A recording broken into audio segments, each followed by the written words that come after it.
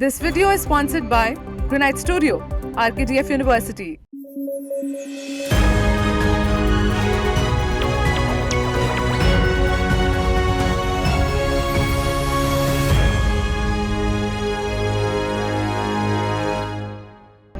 Good morning, I'm Tusha Agarwal and you're watching News Flash.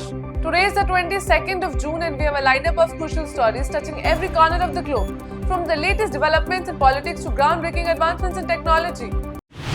A Swiss criminal court is set to rule on Friday on allegations that members of the billionaire Hinduja family mistreated their primarily illiterate Indian servants in their luxurious Geneva lakeside villa, potentially engaging in human trafficking.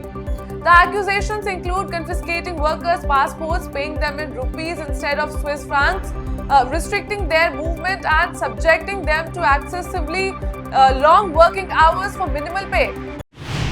The Ministry of External Affairs reported on Friday that 175,000 Indians have visited Hajj this year, with 98 pilgrims having died due to natural causes and chronic illnesses.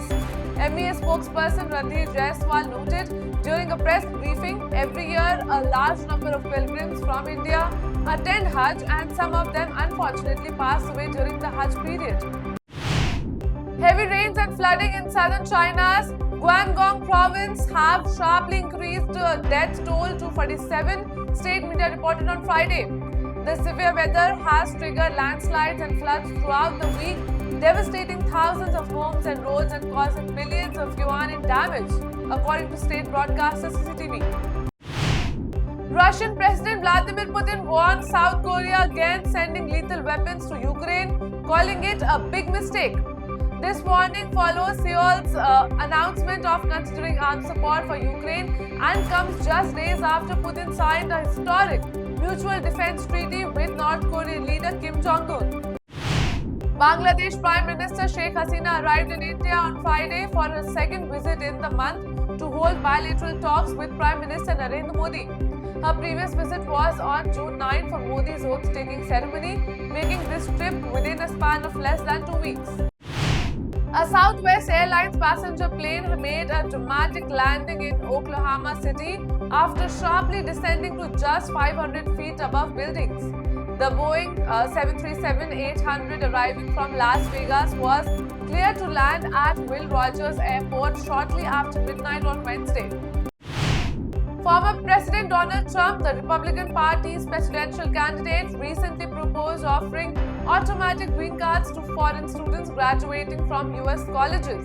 This idea marks a significant shift from the typically stringent immigration policies. At least 200 people were injured and more than 100 arrested across Kenya in Thursday's nationwide protests against government plans to raise $2.7 billion in additional charges, taxes, and Alliance of Rights group said. The United States and China resumed semi-official nuclear arms talks in March for the first time in 5 years, with Beijing's representatives telling US counterparts that they would not resort to atomic threats over Taiwan, according to 2 American delegates who attended. Apple has launched a back-to-school sale in India, providing exclusive discounts for students, educators, and parents until September 2024. The sale includes significant savings on Mac and iPad purchases. While exact prices are not disclosed, further details are available on Apple's official website.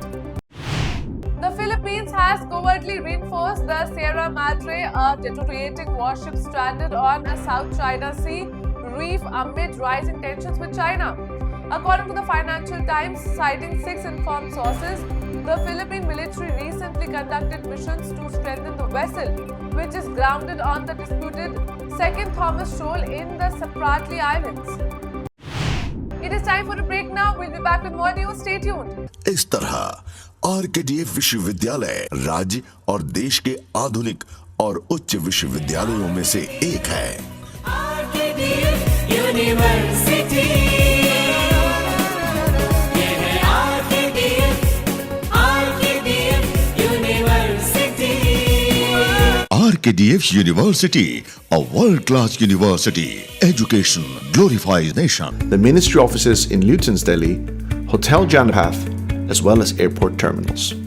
Granite Studio India, with its prestigious brands, rich experience, and the trust of our clients, can be your reliable partner.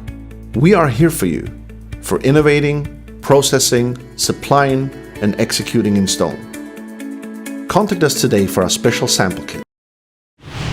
An enraged mob on Thursday lynched a man detained for allegedly desecrating the Quran inside a police station in Swat, northwest Pakistan. According to a report by Dawn, the mob then set the suspect's body, the police station and a police vehicle on fire, resulting in 8 injuries. The incident began when individuals announced in a market that a man had committed blasphemy, prompting others to apprehend him and hand him over to the police. In the third incursion this month, North Korean soldiers briefly crossed the heavily fortified border Friday, forcing Seoul's military to fire warning shots in retaliation. The nuclear-armed North has been reinforcing the border in recent months, adding tactical roads and laying more landmines, which has led to casualties among its troops due to accidental explosions, South Korea has said. ByteDance, the Chinese tech firm behind TikTok, has filed a legal challenge against the US government's ultimatum, accusing it of unconstitutional discrimination. The filing reveals new details about failed negotiations over a potential TikTok ban in the United States. Delhi Chief Minister Arvind Kejriwal will continue to stay in jail as the Delhi High Court has reserved its decision on his bail plea. This keeps on hold the trial court's earlier order granting bail to Kejriwal. Thus, Kejriwal's incarceration will continue pending on the High Court's final decision. In response to ongoing concerns about malpractices in NEET and UGC NET exams, the central government has enacted the Public Examinations Prevention of Unfair Means Act 2024. Announced on Friday, the Act aims to curb paper leaks and misconduct in public exams and common entrance tests nationwide, including recruitment exams like UPSC and SSC, as well as entrance tests such as NEET, JEE and CUET. The Supreme Court on Friday declined to postpone the NEET UG counselling process set to begin on July 6, despite ongoing controversies over alleged paper leaks and irregularities. The National Testing Agency, NTA, criticized for lapses in NEET and UGC NET exams, is preparing to conduct a retest on Sunday for 1,563 candidates who previously received grace marks due to lost time at 6 centers. A sessions court in Pune granted bail to Vishal Agarwal, father of the teenager involved in the Pune Porsche accident in a Juvenile Justice Act case. Advocate Prashant Patil, representing Agarwal, confirmed the bail granted on Friday evening. Now, Patil argued that Section 75 of the JJ Act is non-cognizable and does not warrant arrest, leading to bail decision. A roadside bomb exploded near a security convoy in northwestern Pakistan on Friday, killing 5 soldiers and wounding 2 others. Officials said a sign of increasing attacks on security forces in the volatile region. The latest attack in the region happened to the district of Kuram, a former militant stronghold in Khyber Pakhtunkhwa province bordering Afghanistan. Over a week after a devastating fire in Kuwait killed 50 people, the Minister of External Affairs reported on Friday that 17 injured Indians remain hospitalized in a stable condition. The Indian Embassy is maintaining contact with local authorities, the patients and their families to ensure their well-being. Now, the fire, which occurred on June 12 at a 7-story building in Kuwait's Mangaf city in the Ahmadi Governorate, claimed the lives of at least 45 Indians.